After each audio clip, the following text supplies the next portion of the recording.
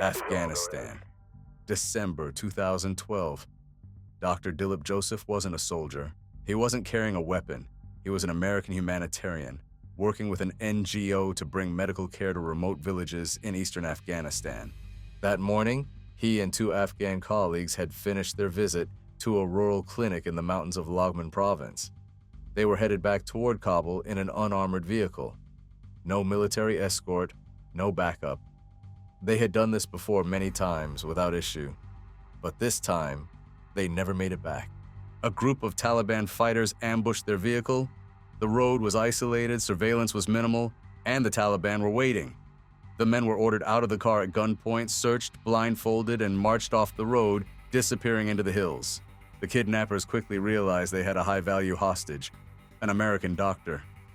He was separated from his colleagues and moved through a network of hideouts in the mountainous terrain of Kargahi district. For Dr. Joseph, the ordeal was just beginning. For the U.S. military, a race against time had just begun. When the report came in an American civilian kidnapped by the Taliban, the U.S. Embassy and military command sprang into action. The clock was ticking. With every hour, the risk of Dr. Joseph being executed, moved to Pakistan, or used as a bargaining chip grew. GSOC Joint Special Operations Command took the lead. Within hours, intelligence assets were mobilized. Drones, SIGINT, and informant networks worked to triangulate his location. Intercepted communications indicated that he was being held in a mud-walled compound in the mountains guarded by heavily armed Taliban fighters. No one knew how long he would stay in one place. The risk of him being moved or killed was extremely high. A decision was made. This would not be a negotiation, this would be a rescue. The mission was assigned to DEVGRU, more commonly known as SEAL Team 6. Among the operators preparing for deployment were Petty Officer First Class Nicholas Cheke and Senior Chief Edward Byers, Jr. Both were highly experienced. Both had participated in multiple high-risk missions across Iraq and Afghanistan, and both knew the danger of hostage rescues. Small rooms, close quarters, enemy shooters with fingers on the trigger, one mistake, and the hostage could be dead in seconds. Their job was to go in fast, eliminate the threat, and bring the hostage home. The team began rehearsing their approach and assault, working from satellite imagery and whatever intel they had. The building was primitive mud walls, likely one large room, maybe two. 5 to 6 guards, no margin for error. Late at night, under complete darkness, a MH-47 helicopter lifted off carrying the SEALs. They flew low over the rugged landscape of eastern Afghanistan, dodging detection. The landing zone was miles from the target, a deliberate choice to reduce noise and visibility. Once on the ground, the team began a fast, stealthy movement across rocky terrain. Fully geared, each man carried night vision, body armor, weapons, breaching tools, and medical kits. The hike took hours. It was freezing. The night was silent. Finally, they approached the compound. They were less than 100 feet away when the mission changed. A Taliban guard spotted movement. He raised the alarm. The SEALs now had seconds to act before the hostage could be harmed. Petty Officer Nicholas Cheke was first through the entrance. A doorway covered by thick blankets meant to muffle sound and block light. He burst in, immediately encountering hostile fire. He was hit. The rest of the team surged forward.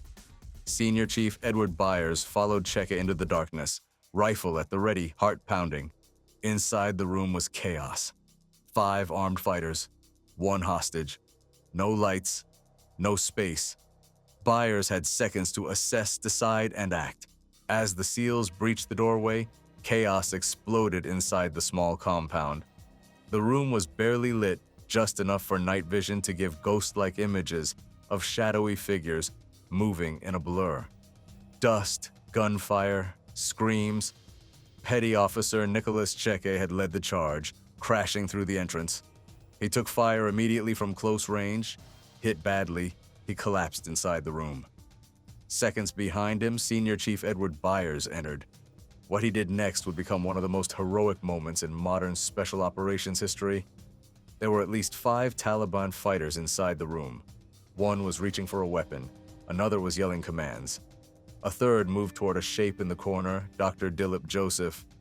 Byers didn't hesitate. He shot the first enemy he encountered.